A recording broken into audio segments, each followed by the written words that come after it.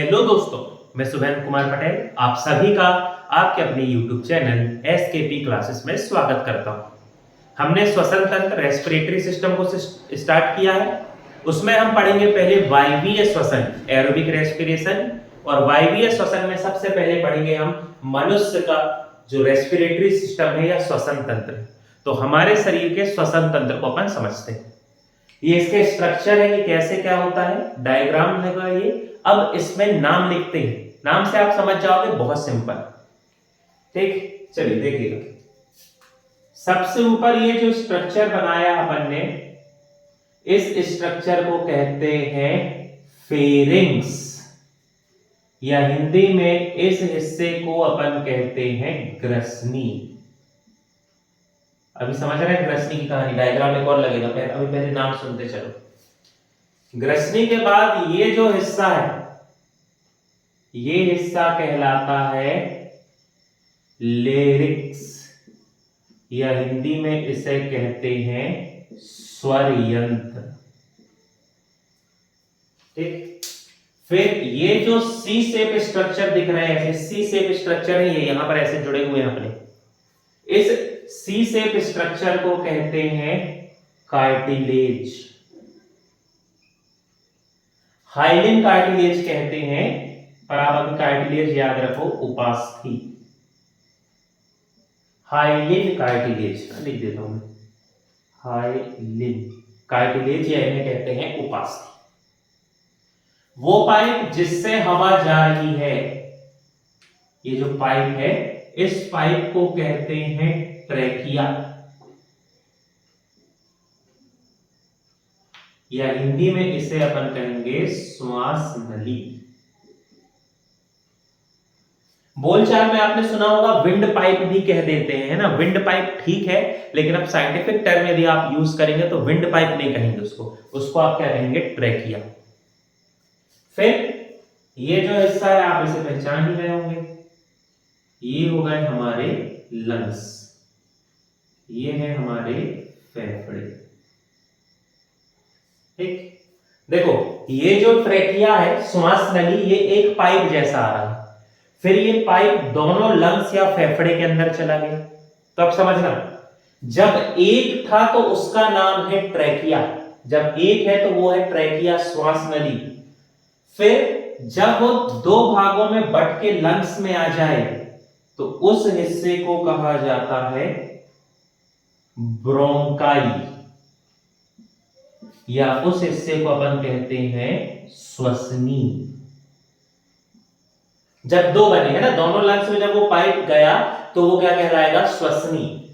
वो आगे जाके ऐसे बहुत सारे हिस्सों में विभाजित हो गया। जैसे ये अपन यहां पर देखिए, नीले कलर से जो हिस्सा दिखाई दे रहा है ना, वैसे यहां पर ये जो हिस्सा है, जैसे मान लो यहां से ये ऐसे निकल जाता, यहां से कोई हिस्सा होता, तो ये जो नीले कलर के बहुत सारे हिस्से बन गए, उन्हें कहा जाता है ब्रोंकियोल्स, या इन्हें कहा जाता है श्वसनिका, ब्रोंकियोल्स, श्वसनिका। और ये श्वसनिका आगे चल के बहुत छोटे छोटे टुकड़ों में बढ़ जाती है, अंगूर के जैसी संरचना होती है, ग्रेप्स लाइक स्ट्रक्चर। इस अंगूर के समान संरचना को कहते हैं एल्व्यूलाई, या इस हिस्से को कहा जाता है वायुकोश, वायुकोश। समझ रहा, एक पाइप यहां से जा रहा है तो वो पाइप कहलाएगा ट्रेकिया, श्वास नली। फिर वो पाइप दोनों फेफड़े के अंदर चला गया तो वो कहलाएगा ब्रोंकाई, श्वसनी। फिर वो फेफड़े में बहुत सारे हिस्सों में बट गया, उसे कहेंगे श्वसनिका।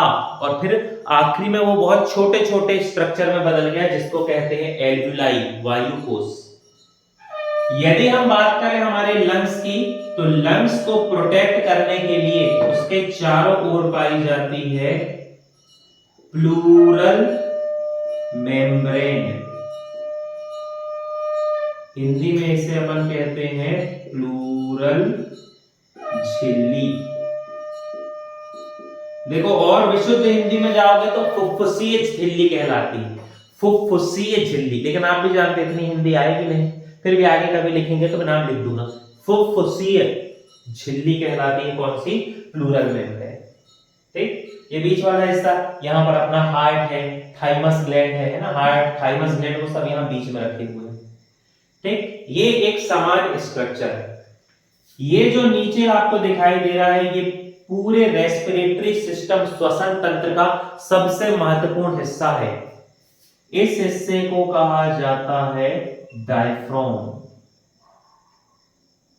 इस हिस्से को अपन कहते हैं डायफ्राम। बहुत महत्वपूर्ण हिस्सा है। ठीक, तो ये एक बेसिक स्ट्रक्चर हो गया आपके रेस्पिरेटरी सिस्टम श्वसन तंत्र का। ठीक, इससे ज्यादा हिस्से को आपको जानने की जरूरत नहीं, पर्याप्त है। चलिए अब अपन ये समझते हैं कि ये जो रेस्पिरेटरी सिस्टम है, श्वसन तंत्र जो है, ये कार्य कैसे करता है। ठीक, अपन इसके कार्य को, फंक्शन को समझते हैं। बहुत सरल है, आप बस थोड़ा सा उसमें ध्यान देंगे तो आपके समझ में आ जाएगा। चलो समझिए। कल एक फ्लो चार्ट बनाए थे कि सबसे पहले वायुमंडल से वायु को ग्रहण करें, वो वायु फेफड़े में आई, फिर ब्लड में ऑक्सीजन पहुंच गई, फिर ऑक्सीजन जाके टिश्यू या सेल में गई, फिर कार्बन डाइऑक्साइड आई, ब्लड कार्बन डाइऑक्साइड को फेफड़े में लाया, लंग्स से हमने वापस फिर बाहर कर दिया किसको? वायु को। कल बनाए थे, अब उसी को समझेंगे। चलो, तो ये देखो ये प्रोसेस चालू कैसे होती है। बहुत बिल्कुल अच्छे से रिलैक्स माइंड होके समझेंगे और आपको समझने में आसानी हो, इसलिए मैं थोड़ा थोड़ा यहाँ कुछ यदि लगेगा तो लिखते जाऊंगा, पर पहले आप समझें। देखिए होता क्या है, ये प्रक्रिया स्टार्ट कैसे होती है। ये जो सबसे नीचे है ये है डायफ्राम। अपने यहाँ पर ये इस शेप का स्ट्रक्चर होता है, इसको अपन कहते हैं डायफ्राम। अब होता क्या है, सबसे पहले ये जो डायफ्राम है, ये जो ऐसे फैला हुआ है डायफ्राम, इस डायफ्राम का हो जाता है कॉन्ट्रैक्शन या संकुचन, और संकुचन होकर ये डायफ्राम पास में आ जाता है ना। ये ऐसे फैला हुआ डायफ्राम, उसका संकुचन होगा तो वो डायफ्राम ऐसे पास में आ गया। ठीक, अब जैसे ये डायफ्राम पास में आता है, ये दोनों लंग्स को रखने के लिए ज्यादा जगह मिल जाती है ना। यहाँ इतनी सी जगह में थे, डायफ्राम नीचे चला गया तो इन दोनों को रहने के लिए ज्यादा जगह मिल गई। मतलब उनका जो वॉल्यूम है, वो जो उनका आयतन है, वो क्या हो जाएगा? बढ़ जाएगा। अब जैसे ही लंग्स या फेफड़े का आयतन बढ़ता है तो इसके अंदर जो हवा भरी हुई है, उस हवा का प्रेशर या दाब कम हो जाता है। ठीक, याद रखना, वॉल्यूम, आयतन और प्रेशर, दाब एक दूसरे के इनवर्सली प्रोपोर्शनल होते हैं, व्युत्क्रमानुपाती। यदि किसी स्थान पर वॉल्यूम को, एरिया को बढ़ा दिया जाए तो वहां पर जो प्रेशर है वो कम हो जाएगा। मान लीजिए आपके पास एक 10 बाय 10 का कमरा और इसके अंदर आप 20 लोग को रख दो, और उसी 10 बाय 10 के कमरे में आप मान लो 50 लोग को रख दो, तो दोनों स्थिति में जो प्रेशर या दाब है वो अलग अलग हो जाएगा। या मान लो आपने 10 बाय 10 के कमरे में 20 लोगों को रखा है, और उन्हीं 20 लोगों को रखने के लिए आप 20 बाय 20 का कमरा बनवा दो, तो वहां प्रेशर कम हो जाएगा। तो जब भी वॉल्यूम बढ़ता है, प्रेशर हमेशा क्या हो जाता है? कम। तो लंग्स के अंदर वॉल्यूम बढ़ने की वजह से प्रेशर कम हो गया, और जैसे ही प्रेशर कम हुआ तो डिफ्यूजन की प्रोसेस से, विसरण या डिफ्यूजन की प्रोसेस से हमने वायुमंडल से ग्रहण कर लिया वायु। याद रखना, हम ऑक्सीजन ग्रहण नहीं करते, हम क्या ग्रहण करते हैं? वायु। एयर या वायु जो है उसका ये नेचर है कि वो हमेशा हाई प्रेशर से लो प्रेशर में जाता है, और जब कोई पदार्थ या कोई सब्सटेंस अपनी हाई कॉन्सेंट्रेशन से लो कॉन्सेंट्रेशन में जाए, अधिक सांद्रता से कम सांद्रता में जाए, तो उसे विसरण कहते हैं। तो विसरण की प्रक्रिया से हमने वायु को ग्रहण कर लिया। ठीक है, ये वायु हमारे नेसल पैसेज से होते हुए, नासिका छिद्र, नासिका मार्ग से होते हुए, सबसे पहले ये वायु जिस हिस्से पे पहुंचती है वो है फेरिक्स, या इसे अपन कहते हैं ग्रसनी। अब इस फेरिक्स या ग्रसनी की कहानी आप थोड़ा सा समझिए। ठीक, समझिए। देखो ये मान लो अपना नोज, ये मान लो अपनी नाक, यहां से अपन ने वायु को ग्रहण किया। ये जो वायु है ये ट्रेकिया या श्वास नली से होते हुए, और फिर ये आगे पहुंच जाएगी कहां पर? हमारे लंग्स में, फेफड़े में। ठीक, जो अभी अपन पढ़ रहे हैं। अब ये नोज है, इस नोज के नीचे ये है मान लो अपना मुंह, ये है अपना माउथ। यहां से अपन ने खाना खाया, ये जो खाना है इस पाइप से होते हुए, जिसे अपन कहते हैं ईसोफेगस, या जिसे अपन कहते हैं हिंदी में ग्रास नली। पाचन तंत्र वाला टॉपिक आप देख लें, प्लेलिस्ट में जाके पढ़े अपन उसको, है ना। और ये जो है जहां से हवा आ रही है, नोज वाला जो भाग है, ये है ट्रैकिया, या इसे अपन कहते हैं श्वास नली। माउथ जहां से खाना जा रहा है उस हिस्से को हम क्या कहते हैं, फेरिक्स, सॉरी उस हिस्से को अपन क्या कहेंगे, ईसोफेगस या ग्रास नली। अब ये दोनों नली जो है पाइप, वो एक जगह आके मिलती हैं। ये जो है ना, ये हिस्सा पूरा खुला होता है, इस हिस्से में आकर अपनी श्वास नली और आहार नली दोनों मिल जाती हैं। ठीक, एक चौराहा टाइप से समझो, अपने ये गले के यहां होता है अंदर। ठीक, तो क्या होगा, यहां से खाना जा रहा है, यहां से हवा आ रही है, अब चौराहा खुला हुआ है, गड़बड़ हो जाएगा कि भैया कहीं पता चला हमारे फेफड़े में खाना चला गया, लंग्स में, तो क्या होता है, ये इस ग्रसनी वाले हिस्से में एक स्ट्रक्चर पाया जाता है, जिस स्ट्रक्चर को कहते हैं एपिग्लॉटिस, या इसे हिंदी में कहते हैं कंठ द्वार, एपिग्लॉटिस। तो आपसे पूछा जाए एपिग्लॉटिस कहां पाया जाता है, तो ये जो बीच वाला हिस्सा जहां आहार नली और श्वसन नली दोनों मिलते हैं, ये हिस्सा जहां आहार नली और श्वसन नली मिल रहे हैं, इस हिस्से को हम क्या कहते हैं, फेरिंग्स, या इस हिस्से को कहा जाता है ग्रसनी। ठीक, ये हिस्सा क्या कहलाता है, ग्रसनी। अब इस ग्रसनी में, ये जो ग्रसनी में एपिग्लॉटिस है, ये क्या करता है, वॉल्व का काम करेगा।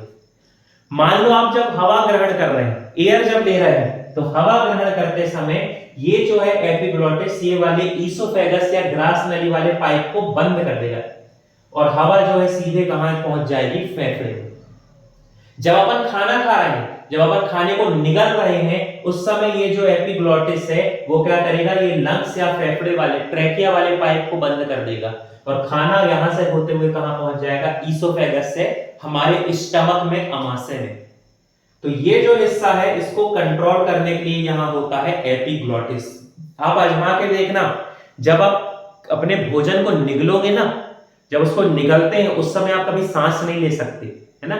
ये बहुत माइनर वो होता है, कभी आप करो, हालांकि प्रैक्टिस करो, मैं ऐसा नहीं कह रहा हूं, पर कभी आप आजमाएंगे कि जब आप खाने को निगलते हैं तो आप कभी सांस नहीं ले सकते, क्योंकि जब आप खाने को निगलते हैं तो एपिग्लॉटिस श्वास नली या ट्रैकिया को बंद कर देता है, तब तो खाना यहां से कहां पहुंचता है, हमारे अमाशय में।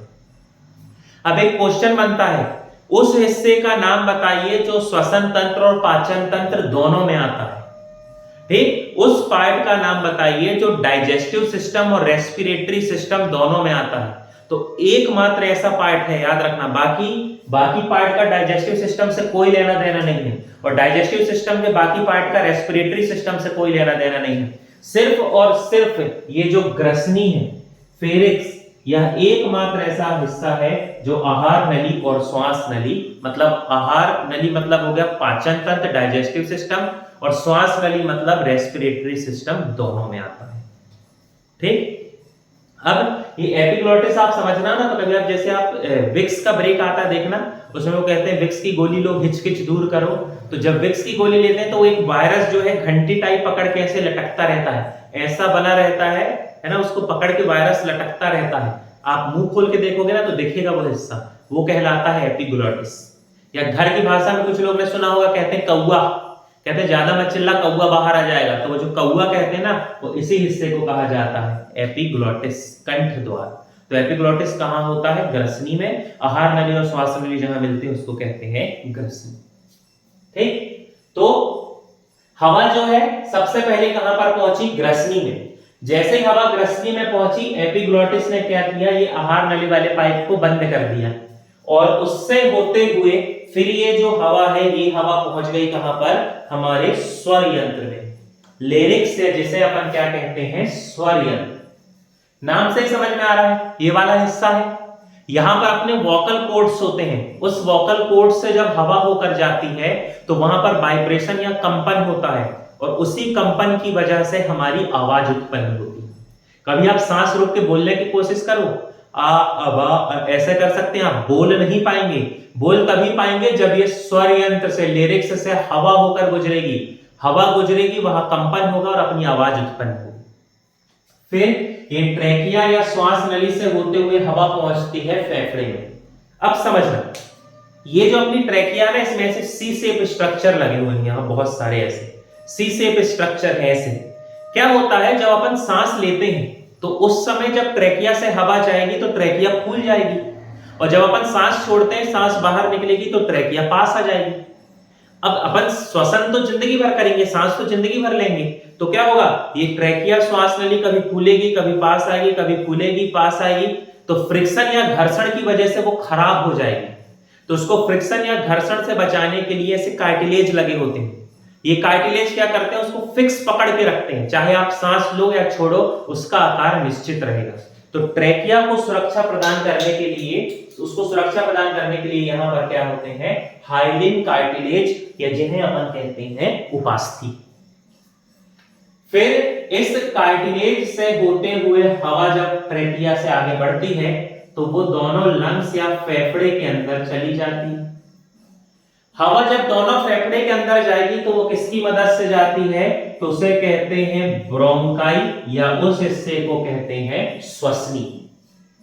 ब्रोंकाई से हवा फिर आगे बढ़ेगी, और हवा जब यहां आगे बढ़ेगी तो ये आके कहां चले जाएगी, ब्रोंक्यूल्स में। श्वसनी से हवा आगे बढ़ के चले जाती है श्वसनिका में, और फिर श्वसनिका से ये जो हवा है ये सबसे आखिरी वाले हिस्से में पहुंच जाती है, जिसे अपन कहते हैं एल्वियोलाई, वायुकोश।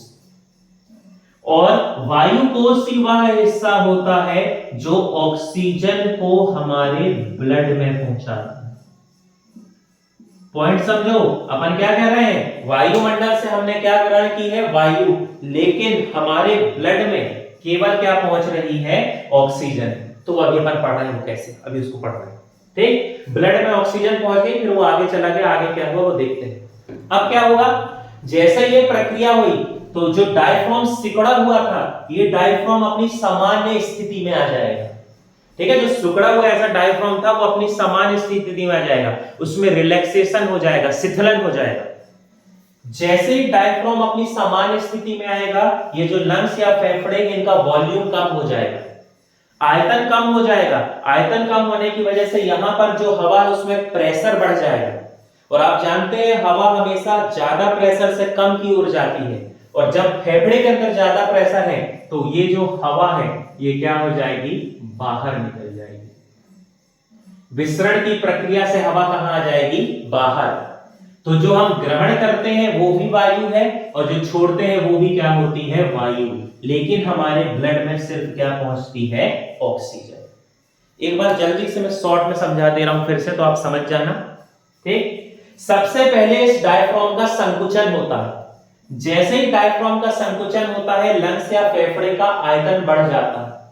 फेफड़े का आयतन बढ़ने की वजह से इसके अंदर जो हवा है उस हवा का प्रेशर या दाब कम हो जाता है। हवा हमेशा अपने अधिक दाब से कम दाब की ओर जाती है, इसलिए विसरण की प्रक्रिया से हम वायु को ग्रहण कर लेते हैं। वायु सबसे पहले फेरिक्स में जाती है, ग्रसनी में। ग्रसनी वह हिस्सा होता है जहां पर ग्रास नली और श्वास नली दोनों मिलती हैं। फिर वो जो वायु है वो ग्रसनी से पहुंच जाती है लिरिक्स, या जिसे अपन कहते हैं स्वर यंत्र। स्वर यंत्र वह हिस्सा है जहां से अपनी आवाज उत्पन्न होती है। फिर ट्रैकिया से होते हुए हवा जो है आगे बढ़ती है, और ब्रोंकाई की मदद से दोनों लंग्स या फेफड़े में पहुंच जाती है। ब्रोंकाई के बाद ये जो हवा है ये आगे बढ़ती है और पहुंच जाती है ब्रोंक्यूल्स, श्वसनिका में, और श्वसनिका के बाद आगे बढ़ के सबसे आखिरी हिस्से में पहुंच जाती है जो होता है वायुकोश। वायुकोश ऑक्सीजन को ब्लड में पहुंचा देता है। अब जैसे ये प्रक्रिया होगी तो ये जो डायफ्राम है अपनी सामान्य स्थिति में चला जाएगा, और डायफ्राम सामान्य स्थिति में जाएगा तो लंग्स या फेफड़े का आयतन कम हो जाएगा। आयतन कम होने की वजह से फेफड़े के अंदर प्रेशर बढ़ जाएगा, और विसरण के कारण गैस अपनी हाई कॉन्सेंट्रेशन से अधिक सांद्रता से कम सांद्रता की ओर जाएगी, और हम हवा को वापस छोड़ देंगे। इस प्रकार ये जो प्रक्रिया है, इस प्रक्रिया को हम कहते हैं रेस्पिरेशन या इसे हम कहते हैं श्वसन। ठीक, उम्मीद करता हूं मैं यहां तक आपको समझने में किसी भी प्रकार की कोई दिक्कत नहीं आई होगी। यदि आपको किसी प्रकार की दिक्कत है तो आप कमेंट सेक्शन में पूछ सकते हैं। चलिए, ये जो प्रोसेस थी इसका एक मैं छोटा सा आपको फ्लो चार्ट बना देता हूं, तो जो आप कुछ समय बाद रिवीजन करोगे ना, जैसे अभी ये वीडियो में तो आपको याद है ताजा ताजा, पर मान लो आप कुछ दिन बाद रिवीजन करते हो तो आप भूल सकते हो। तो इसके लिए मैं क्या करूंगा, एक छोटा सा एक फ्लो चार्ट बना देता हूं जो आपके दिमाग में बैठ जाए। बहुत डिटेल नहीं लिखूंगा उसमें, सिर्फ आपको याद रहे मैं उस हिसाब से लिखूंगा। ठीक,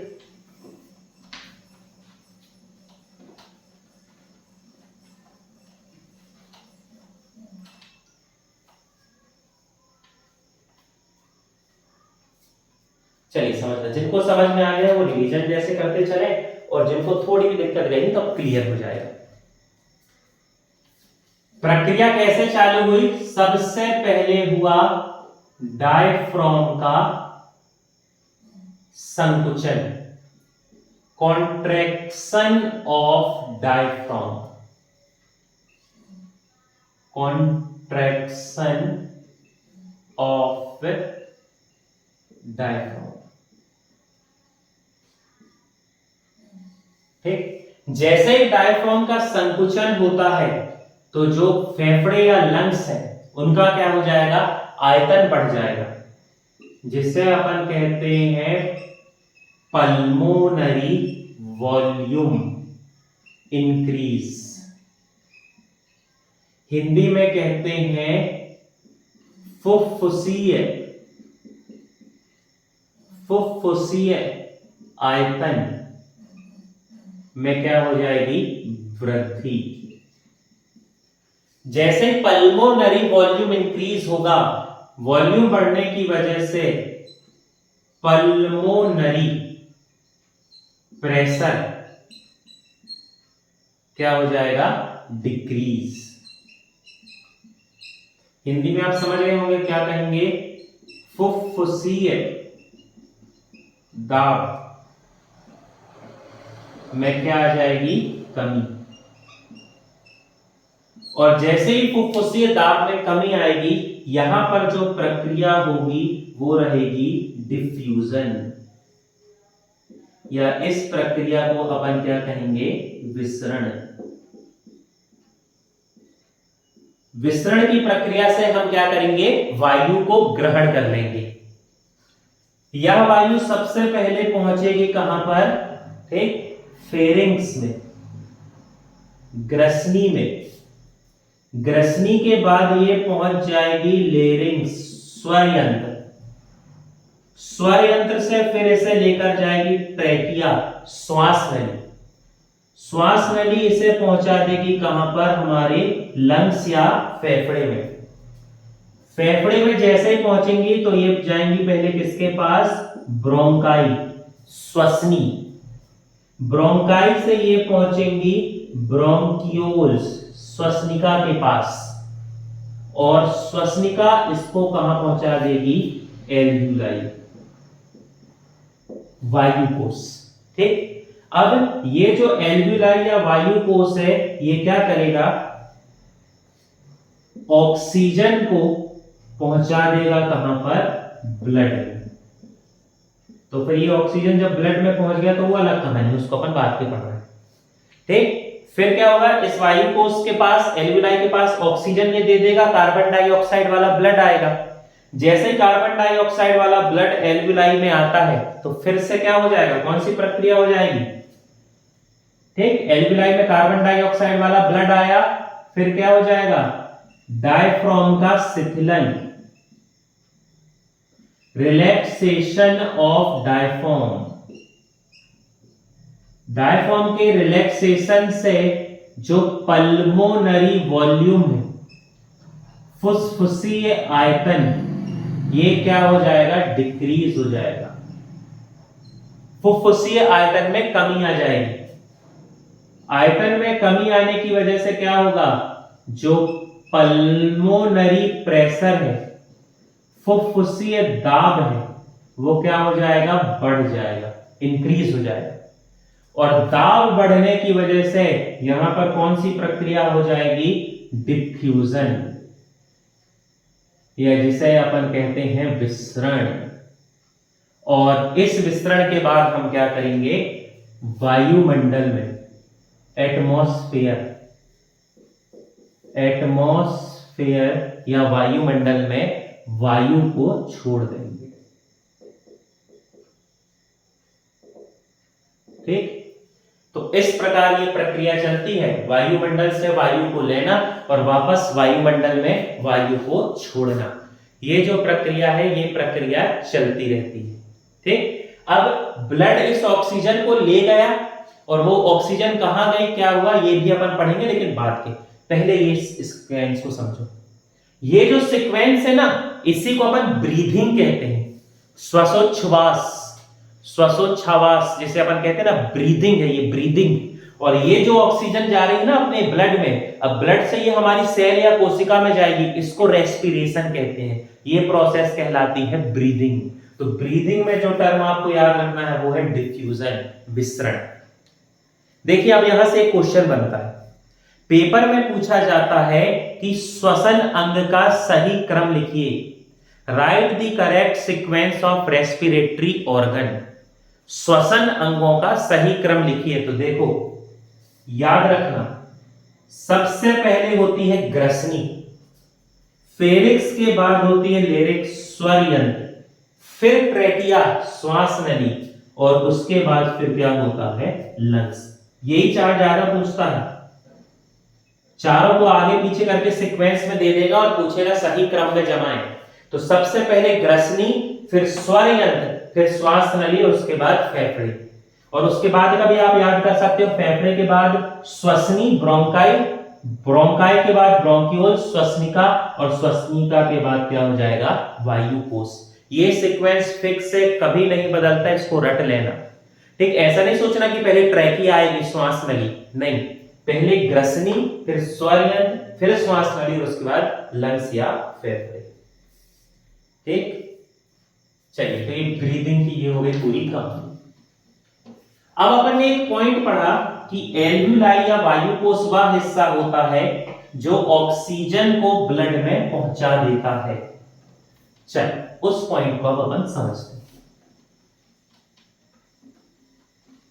बहुत सिंपल है, बस थोड़ा सा मन लगा के समझना।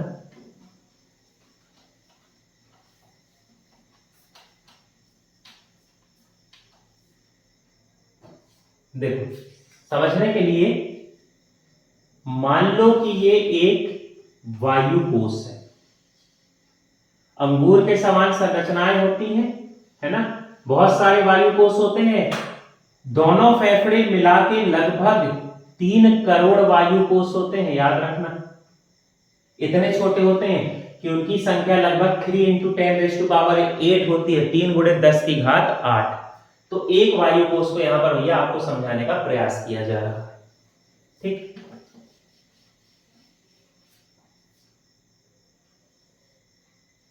एक वायुकोश अपन यहां पर बनाते हैं।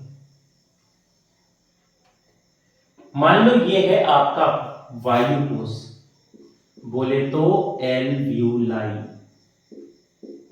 वायुकोश, जिसकी संख्या लगभग है 3 × 10⁸ अलग अलग किताबों में अलग अलग होती है, लेकिन ये सबसे ज्यादा बार उपयोग हुआ है, तो इसी को आप याद रखेंगे। 3 × 10⁸ जो प्रकाश का वेग होता है ना, प्रकाश का वेग भी ये होता है 3 × 10⁸ मीटर प्रति सेकेंड। चलो आ जाओ वापस वायुकोश में। तो ये जो हिस्सा है ये है वायुकोश। अब हमने वायुमंडल से ग्रहण की है वायु, वायु ग्रहण की है हमने, मतलब इसमें क्या है? नाइट्रोजन है, ऑक्सीजन है, कार्बन डाइऑक्साइड है, और जितनी आसपास गैस है वो है, धूल के कण है, गंदगी है, नमी है, ठीक है, और साथ ही साथ क्या है? वाटर वेपर्स है, पानी की क्या है? बूंद। ये सब अपन ग्रहण कर लिए, ऐसा कुछ नहीं है कि अपन सिर्फ ऑक्सीजन लेते हैं, इन सब को अपन ने क्या कर लिया? ग्रहण कर लिया। अब होता क्या है, जैसे ये धूल है, तो ये धूल अंदर नहीं जाएगी। अपनी जो नाक है इसमें चिपचिपा द्रव भरा हुआ है, जिसे अपन कहते हैं म्यूकस श्लेष्मा।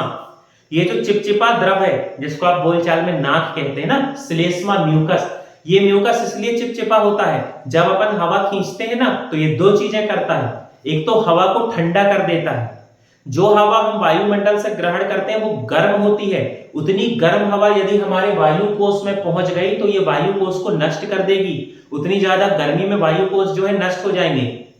तो जब अपन सांस लेते हैं तो ये म्यूकस से होते हुए जाती है, तो फेफड़े में जब तक हवा पहुंचती तो वो हवा ठंडी हो जाती है।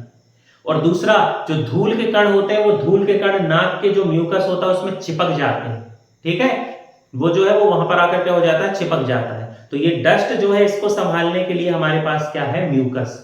सीलिया भी होती है, पर वो सीलिया बाद के कुछ समय बाद पढ़ेंगे, पहले इसको समझ। तो हमने इन सब को ग्रहण कर लिया, सबको। इसमें से वायु कोष तक क्या नहीं पहुंचती है, धूल, डस्ट जो है ये वायु कोष तक नहीं पहुंचती। ये डस्ट जो है ये क्या हो जाता है, म्यूकस के द्वारा, म्यूकस या श्लेष्मा के द्वारा रोक ली जाती है या रोक दी जाती है, ये नहीं पहुंचती है ना। अब ये पूरी की पूरी एयर कहां पहुंच गई, वायु कोष में। हमारी वायु कोष से जुड़ी होती हैं ब्लड कैपिलरीज।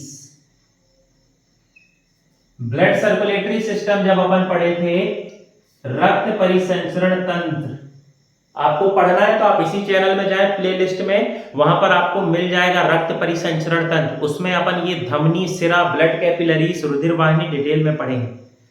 तो क्या होगा, हमारी जितनी भी एल्विलाई है उन सभी के साथ जुड़ी रहती हैं ब्लड कैपिलरीज।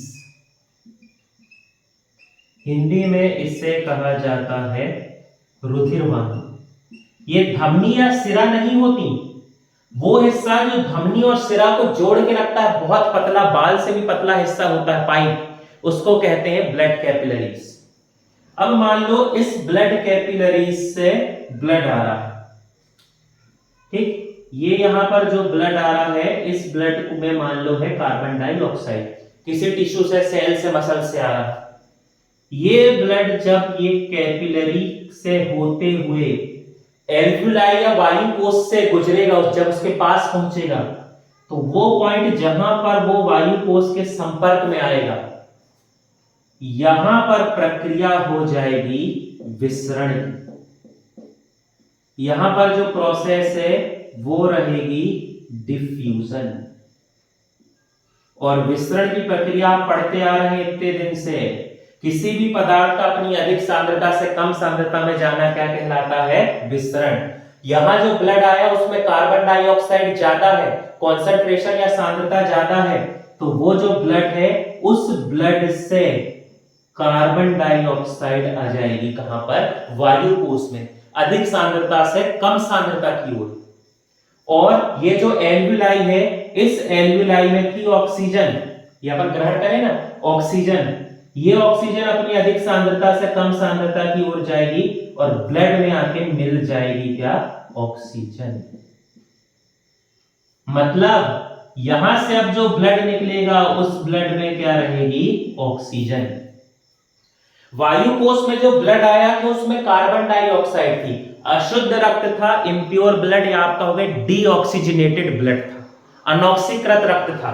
वो जैसे ही एल्वियोलाई या वायु कोष के संपर्क में आया, विसरण की प्रक्रिया से उससे कार्बन डाइऑक्साइड बाहर हो गई और ऑक्सीजन आके उसमें मिल गई। और जैसे ही ब्लड में ऑक्सीजन मिली वो ऑक्सीजनेटेड हो गया, ऑक्सीकृत हो गया या शुद्ध रक्त हो गया।